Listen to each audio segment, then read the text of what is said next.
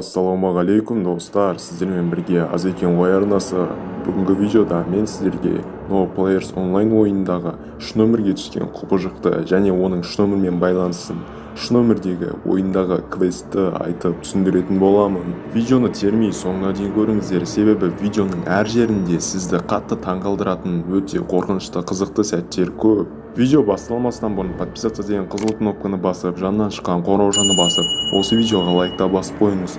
Оған сіздің 5 секундта уақытыңыз кетпейді, бірақ ол мен үшін өте үлкен сыйлық. Ал біз видеомызды бастаймыз.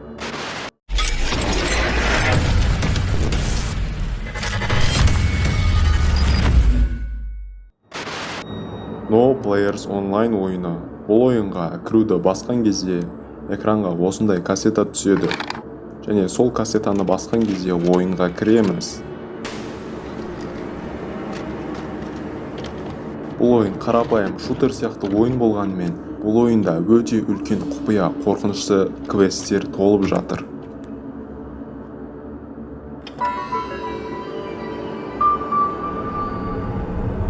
Ойында серверлерге кірген кезде ойынның ішінде сізден басқа ешқандай да ойыншы болмайды. Сіздің барлық істейтін миссияңыз ол басқа флагқа барып, сол флагты өзіңіздің жеріңізге апару. Сол кезде картада граммофон пайда болғанын көресіз. Оған атқан кезде музыка тоқтатылып, оның орнына қорқынышты музыка ойнай бастайды. Өзіңіздің жеріңізге қайтып бара жатқан кезде қара белгісіз силуетті көре бастайсыз. Сосын екінші флагты алып, өзіңіздің жеріңізге, өзіңіздің флагыңыздың қасына оны апарып қойған кезде, сіз персонажды басқару, қимылдату мүмкіндігінен айырыласыз. Ол сізге бағынбайтын болады. Және жаңағы силуэт тағы да пайда болып сізге жақындай бастайды.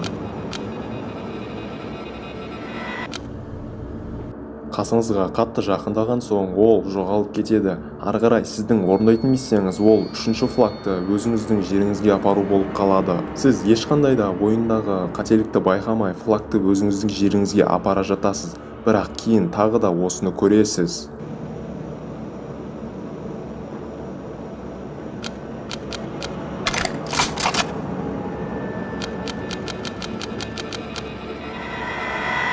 Сосын серверге бір ойыншы қосылып, сізді тоқтатып, флагты апармауыңызды сұрайды. Ол өзінің осы ойынмен 10 жыл айналысқан разработчик екенін, және бағанағы силуэт ол өзінің қайтыс болған өлген әйелінің әруағы екенін айтып, егерде сіз үшінші флагты өз жеріңізге апаратын болсаңыз, барлық сервер өшіп, бағанағы силуэт, яғни әйелінің әруағы тіріліп шығып кететінін айтады. Шынымен де сіз үшінші флагты өз жеріңізге апарған кезде барлық сервер өшіп кетеді. Көп ойыншылар қатты қорыққаннан осы жерден бері ойынды мүлдем ойнамай удалить етіп тастады. Бірақ кейбір ойыншылар ойынға қайта кіріп, бос серверді тауып алып ойын ойнауды жалғастыра бастайды. Сол кезде бағана серверге кіріп, сізге оның не екенін түсіндірген Джо есімді адам қайтадан серверге кіреді, және сіз оны қаншама іздесеңіз де таба алмайсыз, себебі ол басқа зат болып тұр. Мынау көз Джоның өзі.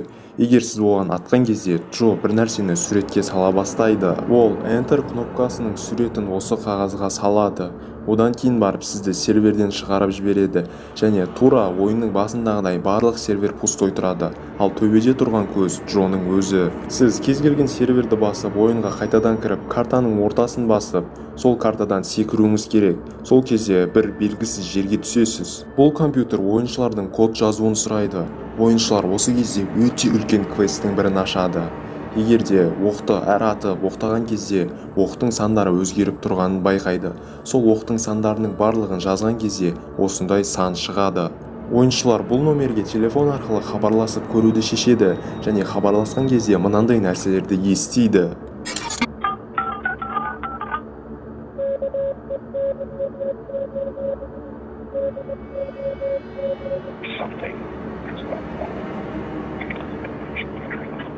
Звоноктағы сөздерді аударған соң ойыншылар мынандай сөз шығарды: Кей тең дог. Және ойыншылардың бастары қатты істегені соншалық, кодты табу үшін осы екі сөзді санға расшифровать етеді. Ойыншылар біраз расшифрованиядан кейін осындай санды шығарады, және сол санды бағанағы компьютерде жазу ғана қалды. Осы сандарды жазған соң сізді ойыннан қайтадан шығарып жібереді. бірақ ол кезде сервердің барлығы ойыншыларға толы болады. Кез келген бір серверге кіріп көрген кезіңізде сіз ойынға кірмейсіз, сіздің алдыңыздан осындай титрлар шыға бастайды. Ол жерде ойыннан өткен адамдардың есімдері шығады және сіздің де есіміңіз оның қатарында болады. Содан кейін ойыншылар осымен қорқынышты оқиға да ойында бітті деп ойлайды. Сіздер де солай ойлайтын шығарсыздар, бірақ мүлдем олай емес. Осы ойынның шын өмірге келуі енді осы жерден басталады. Ойыншылар бір серверден Bandcamp деген сөзді байқап қалады.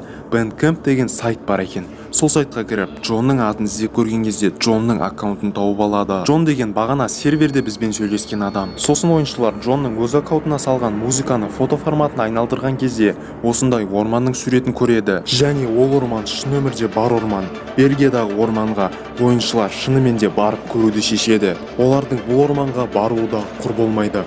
Сол орманға барған кезде ойынның шын өмірге шығуы болады. Бұл ешқандай да өтірік емес еді. Себебі сол орманда болған нәрсе бүкіл халықты, жаңалықтарды, интернетті де шулатады. Осы қорқынышты ойын мен шын өмірдің арасын сол орман байланыстырып тұр. Менің арнамда 1000 тіркелуші жиналып, осы видеода 500 лайк жиналған кезде мен міндетті түрде осы ойынның шын өмірге қалай шыққанын, яғни осы видеоның екінші шығарылымын шығаратын боламын. Сондықтан да тез-тез менің арнама подписация етіп, видео шыққан кезде бірінші болып көру үшін қоңыраушаны басып, осы видеоға лайк басыңыздар және осы видеоны да достарыңызға жіберіңіздер. Ал сіздермен бірге болған Аз екен ғой арнасы келесі кездескенше сау болыңыздар, аман жүріңіздер.